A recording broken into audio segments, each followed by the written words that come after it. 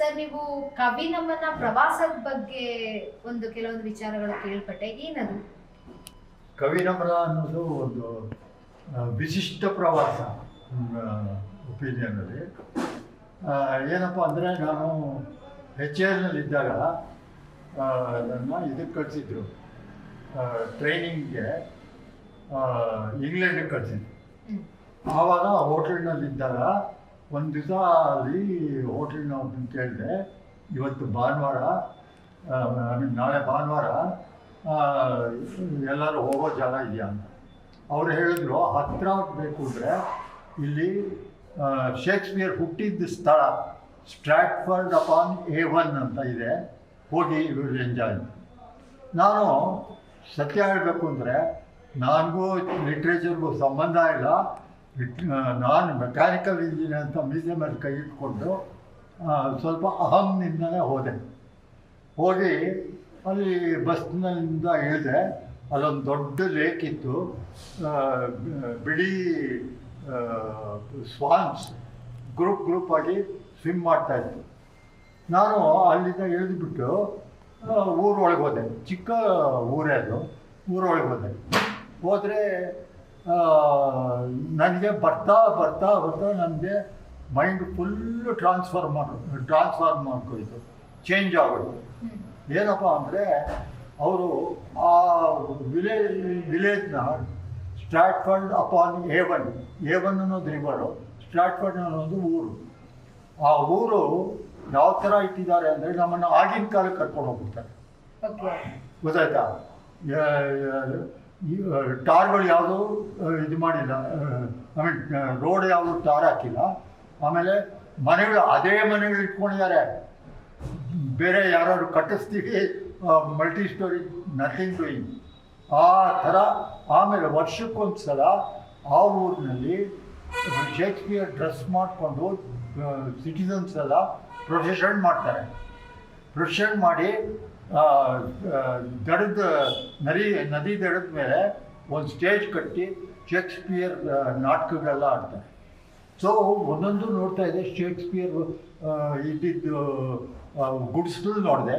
ಅದು ನಮ್ಮ ಮದ್ರಾಸ್ ಗುಡಿಸ್ಲು ಥರನೇ, ಈ ಟೀ ಕಡೆ ಅಂತಾರಲ್ಲ ಆ ಥರ ಗುಡಿಸ್ಲು. ಅಲ್ಲಿ ಅವರು ಕಾಪರ್ದು ಒಂದು ಪಾತ್ರೆ, ಅವ್ರ ಮಂಚ ಎಲ್ಲ ನೋಡಿ. ಅಷ್ಟೊತ್ತಿಗೆ ನನ್ನ ಅಹಂ ಅನ್ನೋದು ಹೊರಟೋಗಿ ನಾನು ನಿಜವಾಗ್ಲೂ ನಮಸ್ಕಾರ ಮಾಡ್ತಾ ಕೂತ್ಕೊಂಡ್ಬಿಟ್ಟೆ ಅಲ್ಲಿ. ಆಮೇಲೆ ಶೇಕ್ಸ್ಪಿಯರ್ ಸಮಾಧಿ ಹತ್ರ ಹೋಗ್ಬಿಟ್ಟು ಹಿಂಗೆ ಪ್ರೇಯರ್ ಮಾಡ್ತಾ ಕೂತ್ಕೊಂಡೆ. ಆಮೇಲೆ ನಾನು ಇದಾಗಿದ್ದು 73ನಲ್ಲಿ. 2000ಅಲ್ಲಿ ನನಗೆ ಮನಸ್ಸಿಗೆ ಸುಮ್ಮನೆ ಒತ್ತಡ ಬಂತು. ಶೇಕ್ಸ್ಪಿಯರ್ ಅಂಥ ಒಂದು ಒಳ್ಳೆಯ ಜಾಗಕ್ಕೆ ಹೋಗಿದ್ದೀನಿ. ನಮ್ಮ ಕವಿಗಳು, ಪುರಾತನ ಕವಿಗಳು, ಅವರಿದ್ದಕ್ಕೆ ಹೋಗಿ ನಾನು ನಮನ ಕೊಡಲೇಬೇಕು ಅಂತ ಮನಸ್ಸಿಗೆ ಬಂದ್ಬಿಟ್ಟು.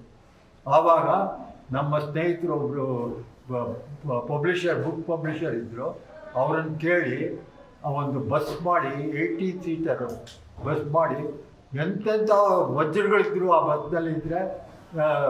ಪ್ರೊಫೆಸರ್ಗಳು, ಕನ್ನಡ ಪ್ರೊಫೆಸರ್ಗಳು, Kannada writers, All India Radio director, ಹೀಗೇನೆ ಇಬ್ಬರು ಗಮಿಕೆಗಳು, ಇಂಥವನ್ನೆಲ್ಲ ಸೇರಿಸಿ ಆ ಬಸ್ ಮಾಡಿ 5 ನೈಟ್ಸು ಕುಮಾರವ್ಯಾಸ, ಪಂಪ ಎಲ್ಲ ನಮ್ಮ ಗ್ರೇಟ್ ಕನ್ನಡ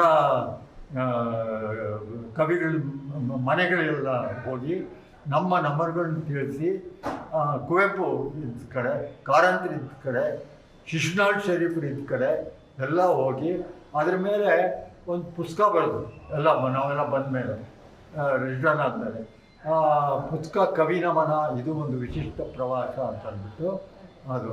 ಆ ಪುಸ್ತಕದಲ್ಲಿ ಡೀಟೇಲ್ಸ್ ಎಲ್ಲ ಇದೆ, ಯಾವ ಟೂರು ಏನು ಅಂತ ಅಂದ್ಬಿಟ್ಟು. ನಾನು ನಿಜವಾಗ್ಲೂ ನನ್ನ ಮನಸ್ಸಿಗೆ ಅದು ನಮ್ಮ ತಂದೆ ತಾಯಿಗೆ ಅರ್ಪಣೆ ಮಾಡಿದ್ದೀನಿ. ಇನ್ನು ನನ್ನ ಮನಸ್ಸಿಗೆ ಇದೊಂದು ಒಳ್ಳೆ ಕಾರ್ಯನ ಮಾಡಿದ್ದೀನಿ ಅಂತ ಅನಿಸುತ್ತೆ.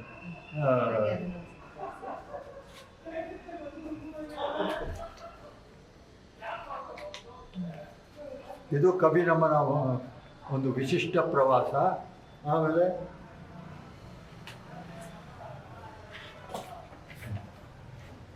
ಇದು ನಮ್ಮ ತಂದೆ ತಾಯಿ.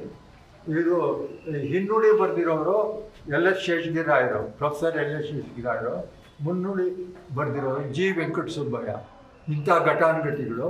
ಆಮೇಲೆ ಈ ಪುಸ್ತಕ ಬಿಡುಗಡೆ ಮಾಡಿದವರು ವಿಠಲ್ ಮೂರ್ತಿ. ಅದೇ ರೀತಿ ಇದರಲ್ಲಿ ಸಿಗ್ನೇಚರ್ಸ್ಗಳು ಹಾಕಿದ್ದಾರೆ. ಇದ್ರೊಳಗೆ ನೋಡಿ ಕವಿ ನಮನ ಬುಕ್ಕು ಇದಾದಾಗ ಪಬ್ಲಿಷ್ ಆದಾಗ ಎಂತೆಂಥ ಘಟಾನುಘಟಿಗಳು. ವೆಂಕಟಾಚಲ ಶಾಸ್ತ್ರಿ ಅವರು professor of Kannada Mysuru university. ಆಮೇಲೆ ವಿಠಲ್ ಮೂರ್ತಿ ಕನ್ನಡ ಆ್ಯಂಡ್ ಕಲ್ಚರ್ ಇವರು. ಆಮೇಲೆ ಶೇಷಗಿರಿರಾಯರು, ಎಲ್ಲ ಶೇಷಗಿರಿ. ಆಮೇಲೆ ನಿಟ್ಟೂರು ಶ್ರೀನಿವಾಸರಾಯರು, ಪದ್ಮಾವತಿ DM. ಅವರು ಗಮಕಿಗಳು ನಮ್ಮ ಜೊತೆ ಬಂದವರು.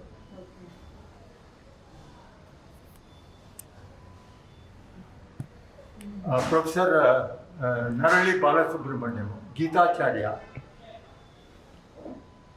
ಇಂಥ ಗ್ರೇಟ್ ಪೀಪಲ್ ಎಲ್ಲ ಸಿಗ್ನೇಚರ್ ಮಾಡಿರುವಂಥದ್ದು ಸರ್ ಅದ್ಭುತವಾಗಿದೆ.